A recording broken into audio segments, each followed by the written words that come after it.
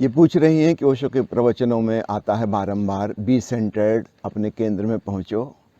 इसका थोड़ा भावार्थ विस्तार से समझाइए। अगर हम अपनी बाहर की परिधि को समझ लें तो फिर केंद्र को समझना बड़ा आसान हो जाएगा।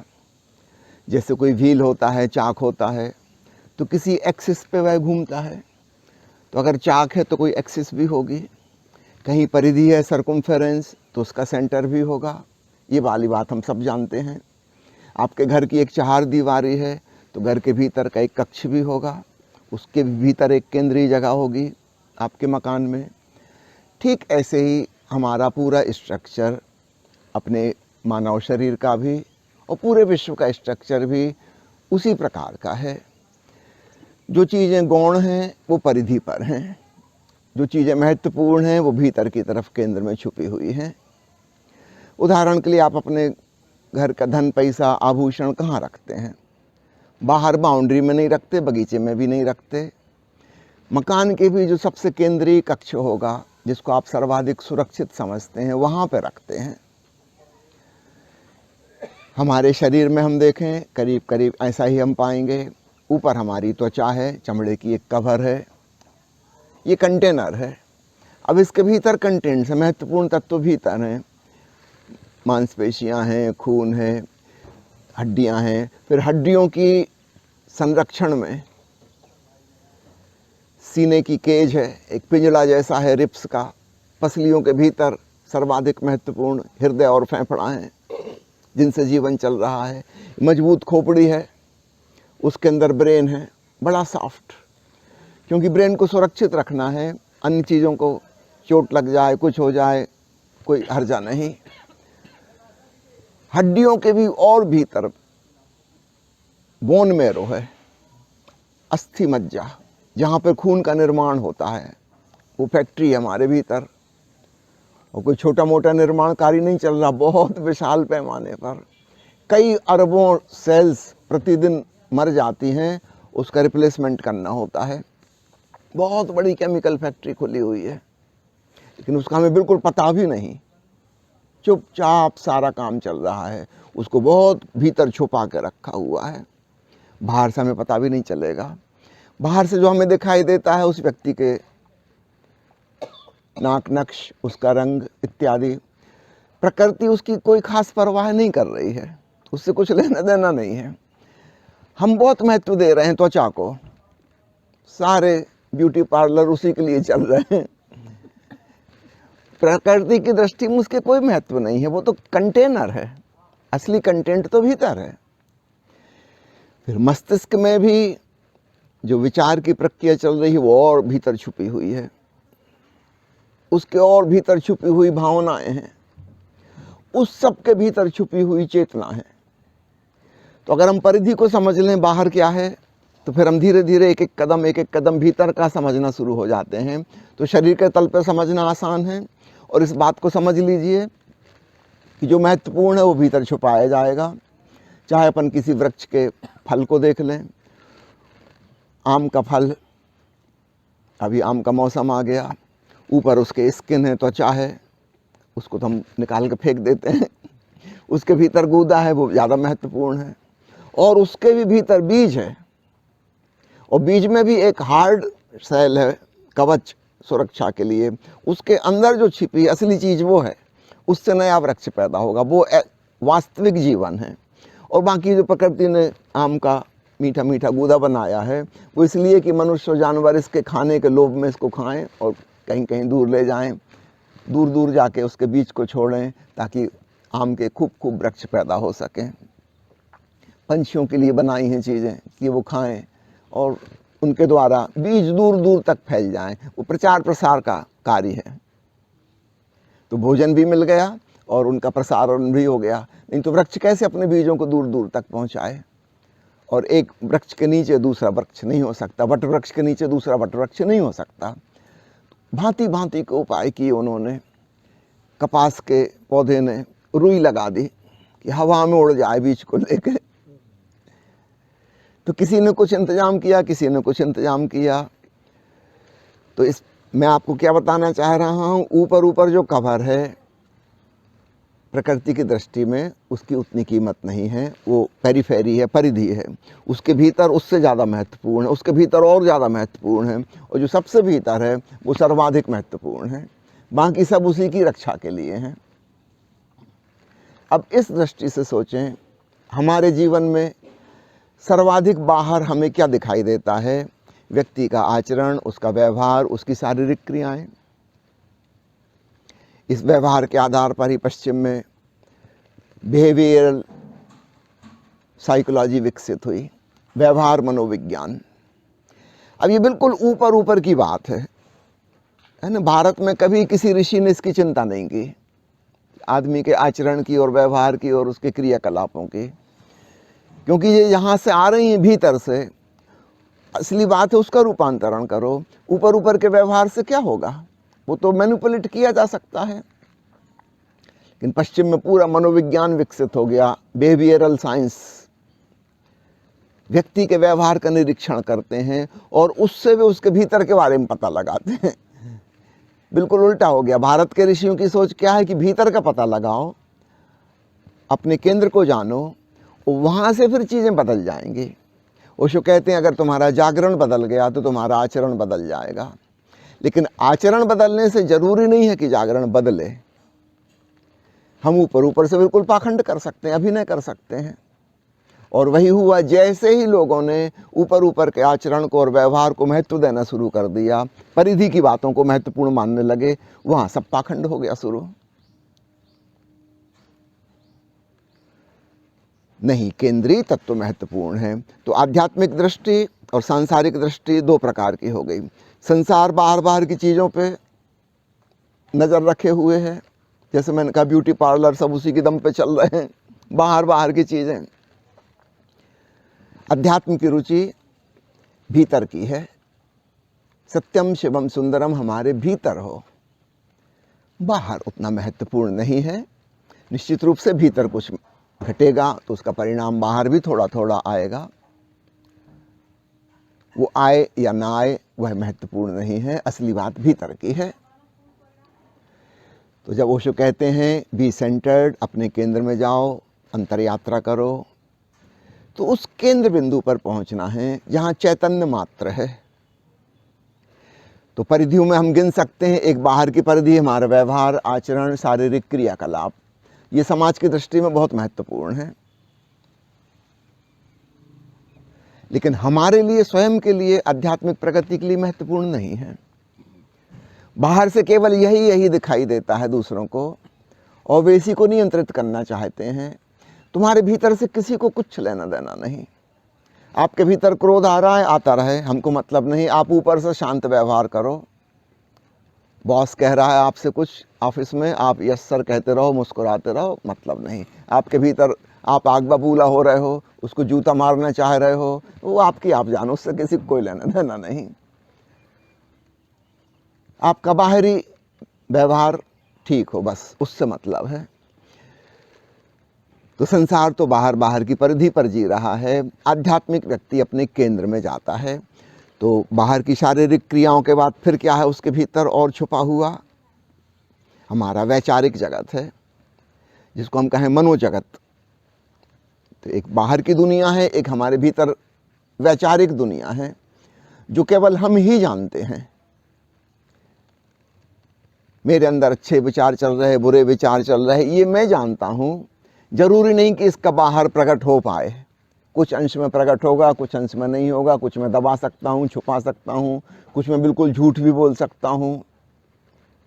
सुबह सुबह कोई सज्जन आ गए गपशप करने, और आप जाने की तैयारी में थे ऑफिस, और जल्दबाजी में वैसी देर हुई जा रही थी, और ये रिटायर्ड सज्जन, इनको कुछ काम धाम तो है नहीं, आ गए वो बीजेपी और कांग्रेस की बात करने, और आपको समय नहीं है। मगर फिर भी आप कह रहे हैं आइए अंकल बैठिए, बड़े दिनों में दर्शन दिए। बिल्कुल झूठ बोल रहे हैं आप। लेकिन एटिकेट्स, मैनर्स आप निभा रहे हैं समाज के। ऐसा बोलना चाहिए इसलिए बोल रहे हैं। भीतर भीतर मन में आ रहा है कि बुढ़ा कहाँ से आ गया। लेकिन आप चाय की भी पूछेंगे, सब कुछ एटिकेट्स निभाएंगे आप, क्योंकि जब आप उनके घर जाते हैं तो वो भी निभाते हैं।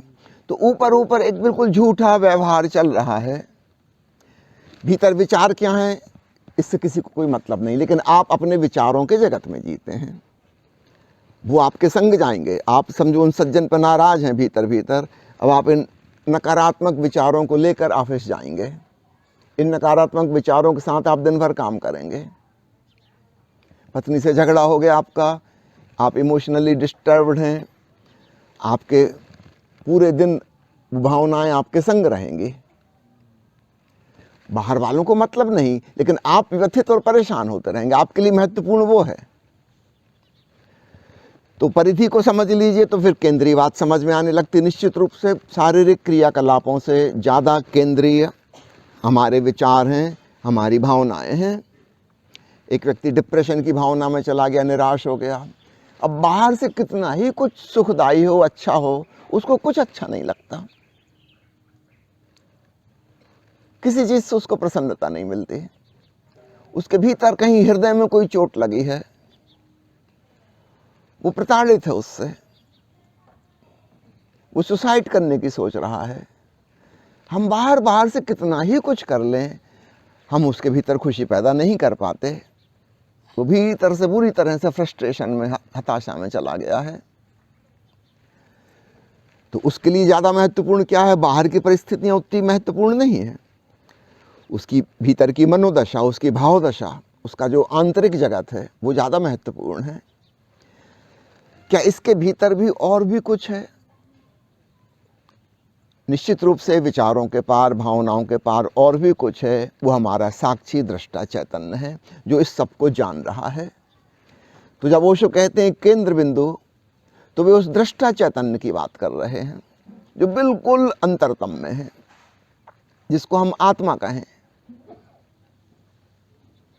वहाँ ना कोई भावना है, ना वहाँ कोई विचारना है, ना वहीं बाहर की कोई क्रियाकलाप है। तो ये चार तल हमारे करना, विचारना, भावना और चेतना। तो जब केंद्र बिंदु कहते हैं तो उसका मतलब है चेतना, होना। वो हमारा वास्तविक होना है। बाकी सब चीज़ें इसके बाहर ही हैं। ये विचार भी बाहर से ही आए हैं, हमने कहीं से सीखे, कहीं से पढ़े, कहीं से सुने। भावनाएं भी बाहर से संचालित हैं। कोई आपको देख के मुस्कुरा दिया, आपकी प्रशंसा में दो बातें कह दी, आप खुश हो गए, तो ये प्रसन्नता की भावना भी बाहर से आई। किसी ने कुछ अपमानजनक बात कह दी, आलोचना कर दी, आप दुखी हो गए, ये दुख की भावना भी बाहर से आई। तो भावनाएं हैं भीतर जरूर, लेकिन आई बाहर से ही हैं। सारे विचार, स्मृतियां, ज्ञान हैं भीतर, लेकिन आए बाहर से हैं। तो इनको भी हम पूरा भीतर का नहीं कह सकते, शरीर की तुलना में ज़्यादा भीतर, लेकिन फिर भी ये हमारा अंतरतम नहीं है। हम इसके बिना भी हो सकते हैं, और कभी कभी हम होते हैं जहाँ ना कोई विचार है, ना कोई भाव है, लेकिन हम तो हैं। गहरी नींद में जहाँ स्वप्न भी नहीं रह जाते, वहाँ हम तो होते हैं। अगर हम उस अवस्था को होशपूर्वक प्राप्त कर सकें तो उसी का नाम समाधि है, जहाँ कोई शारीरिक क्रियाकलाप नहीं है, कुछ चिंतन मनन नहीं चल रहा, कोई भावना भी नहीं है, लेकिन चेतना मौजूद है।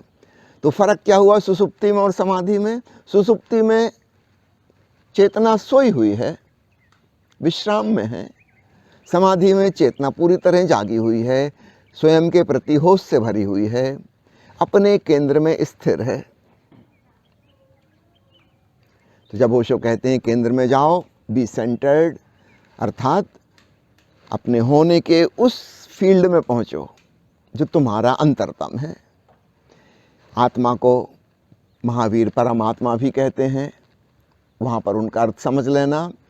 परम का अर्थ होता है दी अल्टीमेट, क्लाइमैक्स। अब इसके आगे और नहीं जा सकते। तो ये जो दृष्टा चैतन्य है, इसके और आगे आप नहीं जा सकते। हम परिधि से खिसकते खिसकते वहाँ तक पहुँच गए। इसको परम, अल्टीमेट इसलिए कहते हैं, अब तुम दृष्टा के दृष्टा नहीं हो सकते। This is the final. इसलिए आत्मा को परमात्मा भी कहा। यहाँ वह अर्थ नहीं है जो अन्य धर्मों में परमात्मा का है, ईश्वर का है, भगवान का है, दुनिया को बनाने वाला, चलाने वाला इत्यादि इत्यादि, वो सब कपोल कल्पनाएं हैं। परम आत्मा, द अल्टीमेट सेल्फ, सीधा साधा अर्थ है उसका। तो वो हमारा केंद्र बिंदु है, परमात्मा। एक छोटे से चुटकुले से ओशो ने इस बात को बड़े सुंदर तरीके से समझाया है। कहीं पर एक सौंदर्य प्रतियोगिता हो रही है, महिलाएं खूबसूरत वस्त्र पहन पहन के मंच पर आ रही हैं, जा रही हैं, संगीत बज रहा है और भीड़ बिल्कुल एकाग्रचित्त होकर देख रही है। किसी ने देखा कि सामने की पंक्ति में एक आदमी कुर्सी घुमा के उल्टी तरफ करके बैठा है, मंच की तरफ नहीं देख रहा, वो ऑडियंस की तरफ देख रहा है। किसी ने उससे पूछा कि भाई आप ये क्या कर रहे हैं, सब लोग सौंदर्य प्रतियोगिता देखने आए हैं, आप उस तरफ पीठ किए हुए हैं, लोगों की तरफ देख रहे हैं, दर्शकों की तरफ। उसने कहा कि मैं एक मनोवैज्ञानिक हूँ और मैं स्टडी करने आया हूँ, ये मेरा पीएचडी का प्रोजेक्ट है, मैं स्टूडेंट हूँ साइकोलॉजी का। सुंदर स्त्रियों को देख के पुरुषों के ऊपर क्या बीतती है, उनके हाव भाव का मैं निरीक्षण कर रहा हूँ। ये मेरा कोर्स, ये मेरा प्रोजेक्ट है। बात समझ में आती है। अब इस चुटकुले को हम आगे बढ़ा सकते हैं कि एक और आदमी बालकनी में बैठा है दूर, और वो दूरबीन लगा के इस मनोवैज्ञानिक का अध्ययन कर रहा है। उससे पूछा तुम क्या कर रहे हो? कहने लगा कि मैं उस मनोवैज्ञानिक को देख रहा हूँ जो सुंदर स्त्रियों को देखकर पुरुषों पे होने वाली प्रतिक्रियाओं का अध्ययन कर रहा है, मैं उसका अध्ययन कर रहा हूँ। ये कहानी तो फिर बड़ी लंबी हो सकती, कोई उसका अध्ययन कर रहा है, कोई उसका कर रहा है, ए बी का, बी सी का, सी डी का, कहाँ तक ले जाएंगे इसको? तो चुटकुले में तो हो सकता है, पर वास्तविकता में ऐसा नहीं है। बाहर की घटनाएं हैं, हमारे परिधि पर होने वाली क्रियाएं हैं, हमारे भीतर चल रहे विचार भावनाएं हैं, और इन सब का जो देखने वाला, जानने वाला ज्ञाता चैतन्य है, वो फाइनल है। इसको जानने वाला और कोई नहीं है।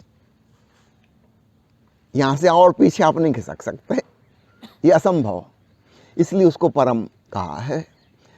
तो जब कहते हैं केंद्र में स्थित हो जाओ, यानी अपनी परमात्मा में, अपनी आत्मा में स्थित हो जाओ, बी सेंटर्ड, वह सब चीज़ों का केंद्र है। और बाकी सब चीज़ें जो हो रही हैं इसी की बदौलत हो रही हैं। यानी वो जो एक्सिस है, धुरी, उसी के ऊपर सारा पहिया का मूवमेंट है और गति है। यदि धुरी ना हो, केंद्र बिंदु ना हो, तो सर्किल नहीं रह जाएगा। फिर इस चेतना के कारण ही भावनाओं का एहसास हो पाता है, हम विचारशील हो पाते हैं, इसी के कारण शरीर की गतिविधियाँ, क्रियाकलाप हो पाते हैं, इसी की वजह से सारा जगत चल रहा है। अच्छा, ऐसा ही स्ट्रक्चर पृथ्वी का है। हम जिस जमीन पर बैठे हैं, ये ऊपर ऊपर की एक पतली सी परत है, इसके नीचे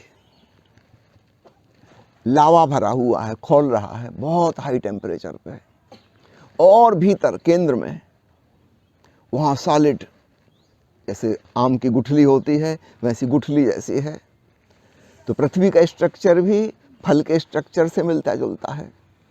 हम ऊपर ऊपर चीज़ को बहुत महत्व दे रहे हैं, प्रकृति को उससे कुछ लेना देना नहीं है, ये बहुत ही गौण, उसकी स्किन जैसी है, असली चीज़ तो भीतर हो रही है।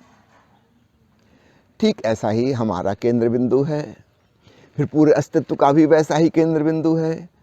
ये सूरज, चांद, तारे जो चल रहे हैं, हमारी गैलेक्सी में कोई 2 अरब से ज़्यादा सूरज और उनके कोई 20 अरब से ज़्यादा ग्रह और उपग्रह हैं। इन सब का केंद्र बिंदु एक विशाल ब्लैक होल है। बुद्ध की भाषा में हम कहें शून्य, उस शून्य के इर्द गिर्द सब कुछ हो रहा है। तो ठीक ऐसा ही शून्य हमारे भीतर है। जब हम कहते हैं शून्य, इसका मतलब विचार शून्यता, भाव शून्यता, अहंकार शून्यता, ये वहाँ कुछ नहीं है। उसी के इर्द गिर्द सारा नृत्य चल रहा है, सब कुछ घूम रहा है। उसी की वजह से जहाँ वो खो गया, सब खो जाएगा। हमारे भीतर से वो चेतना खिसक गई, ये शरीर पड़ा रह जाएगा, मुर्दा लाश, फिर कोई क्रियाकलाप ना हो सकेंगे। आँख वही रहेगी जो क्षण भर पहले थी मरने के, लेकिन अब देख ना सकेगी, क्योंकि भीतर का जो दृष्टा था वो तो चला गया। कान वही है, उनमें कोई फर्क नहीं पड़ा। 1 सेकंड पहले आदमी जिंदा था, 1 सेकंड बाद मर गया। कान तो बिल्कुल वही है, लेकिन सुनने वाला जो था वह तो है ही नहीं। कान थोड़ी सुनते थे, कान के पीछे कोई केंद्र में छुपा था जो सुनता था, अब वो वहां नहीं है। तो केंद्र बिंदु का अर्थ है अपने शरीर की परिधि, अपनी इंद्रियों को, विचारों को, भावनाओं को छोड़ते जाओ, खिसकते जाओ, जहां तुम पाओ कि बस अब तुम ही हो, कुछ और नहीं, तुम्हारे अतिरिक्त कुछ भी नहीं, तो तुम अपने केंद्र में पहुंच गए।